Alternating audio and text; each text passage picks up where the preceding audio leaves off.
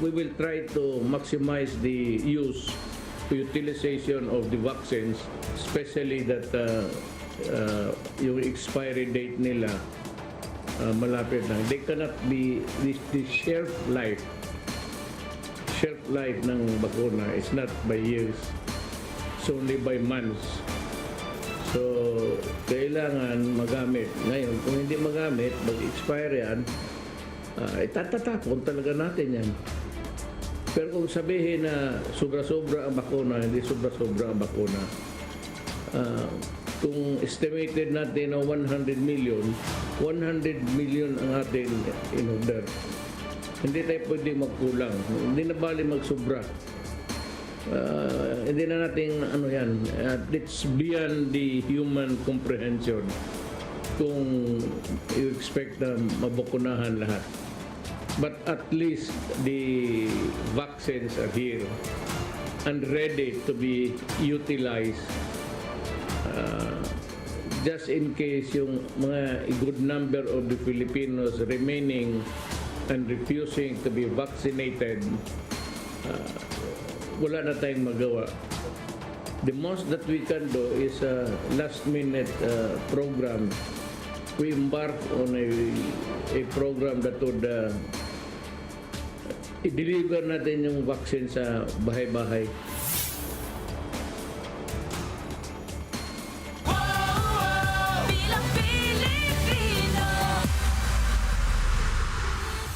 The Newsday continues here on One News Now. I'm Charles Lejano. The poll body has received at least 2 complaints for vote buying since activating their task force Contra Bigay last week. One of these complaints involves a congressional candidate who was also formerly involved in the Farmally scam. Greg Gregorio with the report. In this video, a woman wearing a red shirt can be seen standing outside a door. She appears to be waiting for someone to come out of the room. After a few seconds, another woman wearing a blue shirt went outside the room. The woman in red seemed to have handed over some papers to the woman in blue. After taking a few steps, the woman in blue pulled a yellow money-like paper from the item handed over by the woman in red. In another video, some brown envelopes can be seen being distributed by some individuals in red. Some supporting photos show that the envelopes contain 500 pesos and a laminated ID with photos of Rose Nono Lin, a congressional candidate from District 5 of Quezon City. These visuals are now part of a formal complaint filed by Koalisyong Novaleño Kontra Korupsyon, alyansa ng mga mamamayan ng Bagbag, and other petitioners against candidate Lin. They alleged Lin is involved in 237 counts of vote buying. Marami po kasi dito, pati po yung mga miyembro namin, nagre-report sa amin ng sinasabi nilang ginagawang vote buying do sa iba't ibang headquarters ni Rose Nonolin sa District 5. So may mga reports na may mga picture, yung actual na pagkuha ng pera, no? Na pinapalabas na scholarship daw ito, ayuda daw ito. No? So yun po yung naging basehan namin. Lin is among the 7 candidates running for a congressional seat seeking to represent District 5 of Quezon City. Her name has earlier surfaced online and across news programs following her involvement in the Farmally controversy, which was heard at the Senate Blue Ribbon Committee. Ayan yung 8.8 million na Lexus, right? Natagpuan mo na lang ba sa garahe yan? O ikaw bang bumili niyan? Natagpuan ko po yan sa garahe po namin. Dahil hindi po ako mahilig sa sasakyan. Okay na po sa akin, basta po tumatakbo at may masakyan po o papunta po sa opisina. This issue was brought up by the petitioners and even linked it to the alleged conduct of vote buying. Naniniwala kami yung perang ginagamit dito ay mula dun sa sinasabing nakuha nila o kinita nila doon sa Farmally scam. Kasi kagaya nung ginawa nila sa Farmally, ayon doon sa Senate Blue Ribbon, tinake advantage nila yung bayan natin. Tapos at the same time ngayon, tinitake advantage din nilang mga nagugutom na mamamayan. The camp of candidate Rose Nonolin denied the accusation. They believe the allegations are just a part of propaganda against their candidate, as she's been leading the pre-election surveys. The Commission on Elections meanwhile said there are now 2 formal vote-buying complaints filed before the poll body following the activation of Task Force Contra Bigay last week. Commissioner George Garcia said they will immediately issue a subpoena to immediately proceed with a preliminary investigation on the matter. Garcia vowed that the COMELEC will ensure due process and that this complaint will be decided based on the evidence and facts of the matter. For News 5, Greg Gregorio, we are One News. COMELEC Commissioner George Garcia tells the public not to fear the proposed task force against disinformation or fake news. Speaking to 1PH sa Totoo Lang, Garcia said that the task force will focus on misinformation related to the electoral process. But he clarifies netizens are still free to criticize the COMELEC, and the commissioner notes that they will only target fake news peddlers or those spreading lies or fake information online. Garcia also said that they'll be coordinating with the PNP and the NBI for the crackdown on misinformation. Suspects can face different charges, including cyber libel. Pagka ang paninira ay naisulat po ninyo sa mismong sa isang device, katulad ng cellphone, katulad sa internet, social media, ay yan po yung cyber libel na tinatawag. At pagkatapos, meron pa po tayo sa revised penal code. So magkaiba po yung kaso. Iba po may kulong. Hindi ito patungkol lamang sa eleksyon, kundi kahit sa individual. Hindi tayo basta-basta pwedeng basta magsasabi ng bagay na hindi naman totoo dahil may consequence po. Once you click, may consequence po yung ating na-click na yan. Manila Mayor Isko Moreno is not backing out of the presidential race. This, according to his campaign manager, Lito Banayo, who doused hopes of a unity talk among other candidates. JC Cosico has the report. It seems Manila Mayor Isko Moreno himself is thumbing down hopes of a unity talk among presidential bets to oppose frontrunner Ferdinand Marcos Jr. During the inauguration of the Binondo Intramuros Bridge, Moreno said he would rather support a united effort to address the country's problems. Ang tunay nating kaaway ay yung hirap na dinaranas ng tao. Kasi yun ang purpose ng paglaban ko eh. Maging alternatibo ng taong bayan. But Moreno refused to respond to Ikaw Muna Pilipinas' decision to shift its support to Vice President Leni Robredo. For them, Robredo has the best chance of defeating Marcos Jr. based on surveys. But Moreno's campaign manager Lito Banayo said surveys cannot be trusted. Banayo also maintained that many other groups in the region are standing by Moreno's candidacy.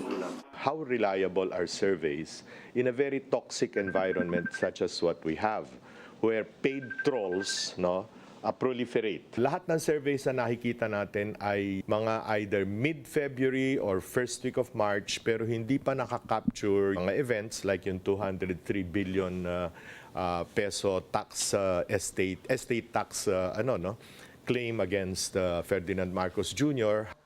The inauguration of the Binondo Intramuros Bridge also led to another encounter between Moreno and President Rodrigo Duterte. The two, however, did not get the chance to talk. But as for Moreno, he remains hopeful that he will get the president's endorsement, as he needs all the votes he can get. I'm hoping that as a voter, si Pangulong Duterte botante pa rin. I don't know sino yung boboto niya. At kailangan ko talaga ng lahat ng tulong. For News 5, JC Cosico, we are One News. Vaccination centers remain nearly empty despite the detection of another COVID-19 subvariant in Thailand. Some eligible vaccinees say they opted to skip booster doses since this is not really required by the government. Mon Gualvez with the story. Barangay Chairman Jolly has completed 2 doses of the COVID-19 vaccine. After getting his second dose in August, he no longer plans to get the booster dose. Nakadalawa na naman po. Siguro sapat na yun. Yung booster shot, hindi naman po nire-required ng government. Despite this, Cap Jolly still encourages his constituents to take the booster. But if they chose not to, he won't consider it a problem. Senior citizen Jojo also shares the same sentiment. Jojo said he's scared of the possible side effects from the booster shot. Dapat choice na lang yun. Kung gusto mo pa magpa-booster, pa-booster ka. Kung ayaw mo, nasa sa'yo na yun. Katawan mo naman yan eh. Tapos senior ka pa. Jolly and Jojo are among the 46.8 million Filipinos who still haven't had their booster dose. This is 70% of the 66 million who have gotten their primary doses. The DOH insists it's important to get the booster. Vaccine efficacy wanes over time. Ibig sabihin, humihina po ang bisa ng ating mga bakuna paglipas ng panahon. Kaya naman, magpa-booster to stay protected. While most vaccines in this health center in Manila still have a year before they expire, some are nearing expiration. The National Task Force Against COVID-19 says only 2% of the country's procured vaccines went to waste. But the task force is doing all they can to save the vaccines that are nearing expiry. Pag meron kang malapit na sa shelf life, nire-request namin for extension and tinitingnan nila if inalagaan mo yung vaccine, nalagay sa cold storage, walang problema during its storage, tayo ay pwedeng magpa-extend sa manufacturer ng additional 30 days. To address this, vaccine expert panel member Dr. Ronjin Solante agrees to set an expiration date on vaccination cards to encourage the public to get their boosters. For News 5, Mon Gualvez, We Are One News. NTF Special Advisor Ted Herbosa clarifies that no specific amount of COVID-19 vaccines have expired in the country. Speaking with the big story, Herbosa explained that the government has no way of knowing which vaccines have been utilized by LGUs and which ones have been donated to neighboring countries such as Myanmar and Papua New Guinea. We can't say there's really that amount that's expiring because we don't know what have been utilized and given by the different regions and local governments. So in fact, we're doing what's called a wall-to-wall inventory of what is left and their true expiry date, so we will know what is at hand. In an interview with the Chiefs, infectious disease expert Ronjin Solante also said that the shelf life of vaccines can be extended, although this will need the approval of vaccine manufacturers. Solante added that even if this is an option, it would still be better if more Filipinos are encouraged to get vaccinated as soon as possible. There are shelf life that in a vaccine na pwede mo pa siyang isagad, no? I-extend, no? And that should be coming from the vaccine company if they will allow that, okay?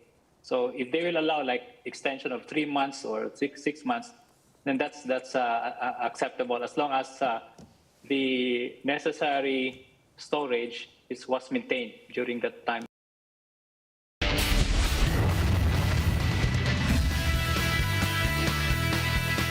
After yesterday's UAAP quadruple header, some winning streaks continued while others were snapped right as they were heating up. In Game 1, La Salle put an end to the 2-game winning streak of the UST Tigers with a 75-66 beating. Justin Baltazar finished with 20 points and 7 rebounds to lead La Salle's winning effort. In Game 2, the UP Fighting Maroons extended their win streak to 4 games after escaping the heavy defense of the Adamson Soaring Falcons to win the nail-biter at 73-71. 4 players in white and maroon scored in double figures, but it was Zav Lucero who led the way for UP with 20 points, 5 rebounds, 4 assists, and 3 steals. Next up, the FEU Tamaraos broke out of a 3-game slide to win against UE 88-74. Former Batanguila sharpshooter Cyrus Torres finished with 26 points, saying no RJ Abrientos, no problem.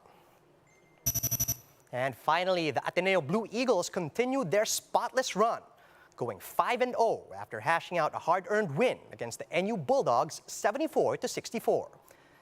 Angel Kwame led the way for the Eagles, dishing out a near triple-double with 12 points, 10 rebounds, and 8 blocks. UAAP action continues tomorrow, April 7. Time now for a quick look at some of today's headlines. President Duterte insists we have no quarrel with China despite the recent close encounter with the Chinese Coast Guard over at the West Philippine Sea. Prosecutors have indicted a Grab driver who allegedly posted a death threat against Bongbong Marcos. But the driver's family claims this is a case of mistaken identity. And meet the newest PBA team, the Converge Fiber Xers. And those are the top stories at this hour. Join us again later at 11 a.m. as we continue to monitor the day's biggest stories. You can also catch One News on Signal Play. Just register for a free account at www.signalplay.com so you can stream One News live anytime and anywhere. I'm Charles Lejano. Mask on, wash hands, and stay safe, Philippines. We're One News.